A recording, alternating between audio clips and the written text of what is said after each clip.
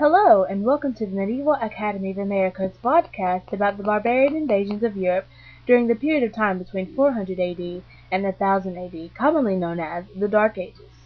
When historians talk about the Dark Ages, they often mean the more specific period between the fall of Rome and the full flowering of feudalism by the 12th century. Labeling the earlier period in this way is probably not fair to the people who lived then, but one thing is true.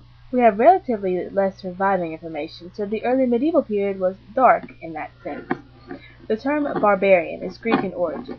The Greeks originally levied it at any races who were not of Greek extraction, especially those who threatened Greek civilization and culture.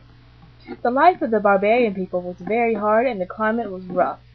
Resources were scarce, thus the need for minimal clothing. Running barefoot was often a necessity. Other than their rather ferocious battle tactics, the barbarians of the Iron Age in northern Europe were very civilized.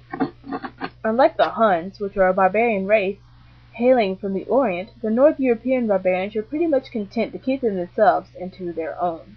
Raiding forays were only made in the direst circumstances, and the climatic conditions of their other natural disasters forced them to look elsewhere.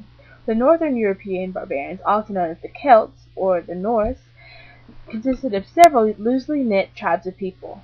To the far northwest were the Celts, now known as the British, Welsh, Irish, French, and Spanish. To the east and the northeast were the nomadic Gothic races, also known as the Visigoths or Ostrogoths, which were the most active in helping bring the fall of the Roman Empire. The result of these invasions are still apparent today. The most recognizable to me is the culture. In the decorative arts, Celtic and Germanic barbarian forms were absorbed into Christian art, although the central impulse remained in the Roman and Byzantine. High-quality jewelry and religious imagery were produced throughout Western Europe. Charlemagne and other monarchs provided patronage for the religious artworks such as reliquaries and books. Some of the principal artworks of the age were fabulous, illuminated manuscripts produced by monks, using gold, silver, and precious pigments to illustrate biblical narratives. Early examples include the Book of Kells and many Frankish manuscripts. Although the cultural side may be appealing, let's take a look at the political side. The whole thing started in 410 when the Visigoths attacked and sacked Rome. Later on, in 527, Justinian I was elected, and 6 years later he launched a series of campaigns to restore the Roman Empire. He did not succeed, however, but he came really close. Most of Justinian's laws are still in use today in our legal system. Lots of political events happened during the Dark Ages. In the year of 800,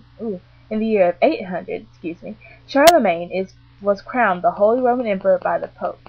So, you see, many exciting political things happened during this time.